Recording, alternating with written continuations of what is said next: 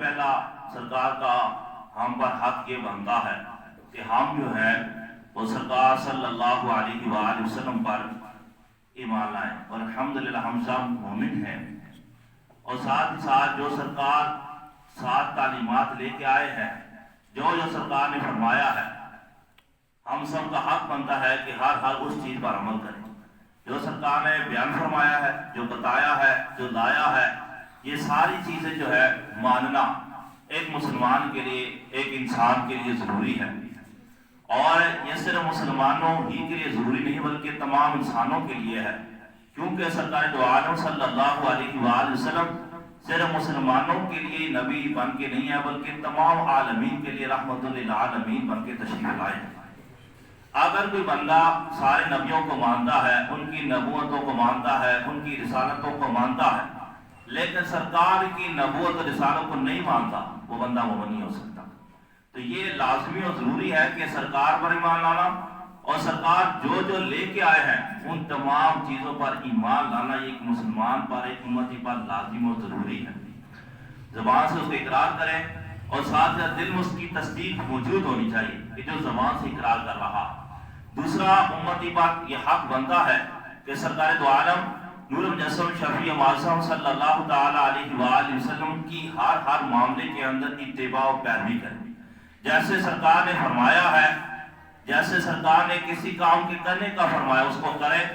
اور جس کام سے منع فرمایا بندہ اس سے بچے، یہ امتی پر لازم ہے۔ سرکار دو عالم صلی اللہ علیہ وسلم کی جو اطاعت ہے اور پیروی ہے ایک مسلمان کے لیے لازمی ہے۔ قرآن مجید میں کئی مقامات پر سرکار دو عالم صلی اللہ علیہ وسلم کی اطاعت، فرما برداری کا حکم جو ہے وہ فرمایا گیا، اور فرمایا گیا کہ جو رسول اللہ کی تابعداری کرتا ہے حقیقت کے اندر وہ اللہ کی تابعداری کر رہا ہے، جو مصطفیٰ کی اطاعت کر رہا ہے گویا کہ وہ رسول اللہ صلی اللہ علیہ وسلم کی اطاعت کر رہا ہے۔ تو صحابہ کرام علیہ رضوان نے سرکار صلی اللہ علیہ وسلم کی ہر معاملے کے اندر اتباع و پیروی جو ہے وہ کی ہے، یہاں تک کہ صحابہ کرام علیہ رضوان نے سرکار دو عالم صلی اللہ علیہ وسلم کی چاہت کا بھی جو ہے وہ خیال رکھا ہے۔ کسی معاملے کا ان کو پتہ چل جاتا کہ سرکار اس کو پسند فرماتے ہیں تو صحابہ اسی طرح کرتے ہیں، اور صحابہ کو اگر پتہ چل جاتا کہ سرکار اس کو پسند نہیں فرماتے، سرکار کو چیز اچھی نہیں لگتی، صحابہ اس کو چھوڑ دیتے تھے۔ اتنی قربانیاں صحابہ نے اس حوالے سے پیش فرمائی۔ اس کے ساتھ ساتھ تیسرا امتی پر حق یہ بنتا ہے کہ سرکار کے دین کی تائید و نصرت کرے، اور حقیقتاً عملاً سرکار کے دین کے ساتھ چلے، اور صحابہ کرام علیہ رضوان اس حوالے سے بھی اپنا مال، اپنی اولاد، اپنی جانیں گویا کہ تن من دن دین اسلام کی تبلیغ، دین اسلام کی ترویج، دین اسلام کی اشاعت اور دین اسلام کو آگے پہنچانے کے حوالے سے یہ سب کچھ کیا ہے۔ تو ایک مسلمان پر اور ایک امتی پر یہ بھی حق بنتا ہے کہ سرکار دو عالم صلی اللہ علیہ وسلم کے دین کی تائید کرے،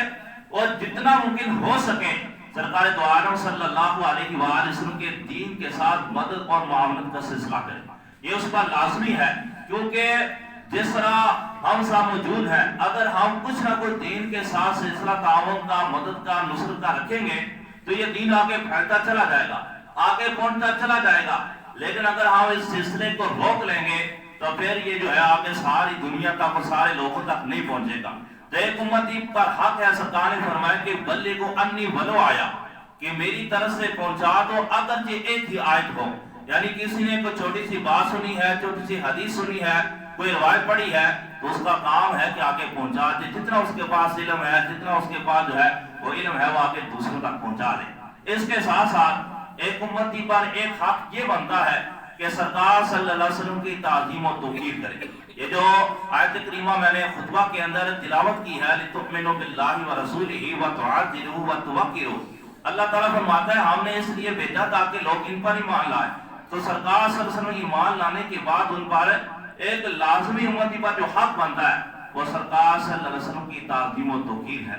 سرکار صلی اللہ علیہ وسلم کی ذات کی بھی تعظیم کرنی ہے، سرکار کی جو نسبت والی چیزیں ہیں، سرکار کے ملبوسات ہوں، یعنی جو آپ نے لباس وغیرہ استعمال فرمائے ہیں ان کی تعظیم کرنی ہے۔ سرکار صلی اللہ علیہ وسلم کے جو نالے پاک ہیں، یعنی جو آپ کے جوتے مبارک ہیں ان کی بھی تعظیم کرنی ہے۔ مصطفیٰ سے نسبت رکھنے والی چیزیں، چاہے مکہ مکرمہ ہو، چاہے مدینہ منورہ ہو، چاہے گنبد خضرا ہو، چاہے خانہ کعبہ ہو، جو چیزیں جو جو سرکار صلی اللہ علیہ وسلم کے ساتھ تعلق رکھتی ہے، نسبت ان کی ہے، ہر مسلمان پر ان کا ادب، ان کا احترام، ان کی تعظیم، ان کی توقیر یہ لازمی ہے۔ اسی طرح سرکار کے والدین ہوں، سرکار کے جو ہے گھر والے ہوں، سرکار کے ازواج ہوں، صحابہ کرام ہوں، اہل بیت اطہار ہوں، ان تمام بندوں کا ادب، ان کا احترام، ان کی تعظیم و توقیر ایک مسلمان پر لازمی و ضروری ہے۔ اگر جو بندہ تعظیم رسول نہیں کرتا، اگر جو نمازیں پڑھتا ہے، روزے بھی رکھتا ہے، حج بھی کرتا ہے، زکوٰۃ بھی دیتا ہے، مسلمان کے ساتھ اچھے انداز سے پیش بھی آتا ہے، الغرض خارے اچھے اعمال کرتا ہے، لیکن اس کے دل میں تعظیم رسول نہیں ہے، تو یہ سارے کے سارے نامہ اعمال اس کے منہ پر مار دیے جائیں۔ تو ایک مسلمان پر لازمی ہے کہ سرکار صلی اللہ علیہ وسلم اور سرکار دو عالم صلی اللہ علیہ وسلم کے ساتھ جتنی بھی تعلق رکھنے والی چیزیں ہیں، ہر چیز کے اندر سرکار صلی اللہ علیہ وآلہ وسلم کا ادب، ان کا احترام، یہاں تک علماء فرماتے ہیں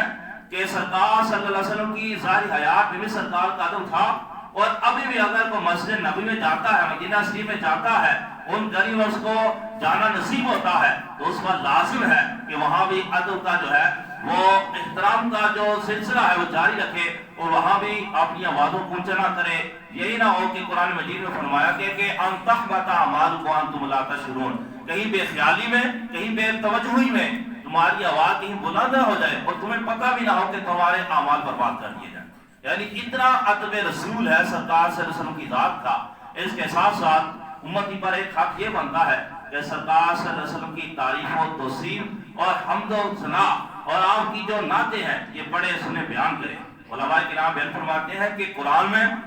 اور احادیث میں اور روایات میں اور واقعات میں جتنی سرکار کی شانیں آئی ہیں، اگر بندہ ان کو اکٹھا کرے، جمع کرے تو کئی جلد کی کتابیں بن جائیں۔ یعنی جو قرآن احادیث کے اندر اور واقعات و روایات کی صرف سرکار کی شانیں ہی آئی ہیں، یہ بھی دین کا حصہ ہے۔ ایک بہت اہم چیز ہے کہ جب سرکار صلی اللہ علیہ وسلم کے زمانے پاک میں جو صحابہ سرکار کی تعریف کرتے، آپ کی نعتیں بیان کرتے اور جنگ کے دوران سرکار صلی اللہ علیہ وسلم کے اوصاف و کمالات کو بیان کرتے، تو سرکار ان کے لیے دعائیں جو ہے ارشاد فرماتے، اور سرکار فرماتے کہ اللہ تبارک و تعالیٰ جبریل امین کے ذریعے ان کی مدد فرمائے۔ تو یہ چند مختصر سے میں نے حقوق مصطفیٰ بیان کیے ہیں جو قاضی ایاز مالکی رحمت اللہ تعالیٰ نے اپنی کتاب الشفاء بحقوق المصطفیٰ اس کے حوالے سے وہاں اپنے تحریر فرمایا۔ اللہ تبارک تعالیٰ ہم سب کو حقوق مصطفیٰ سمجھنے اور ان پر عمل کرنے کی توفیق عطا فرمائے۔ آمین۔ وآخر دعوانا الحمدللہ رب العالمین۔ صلی اللہ علیہ وسلم۔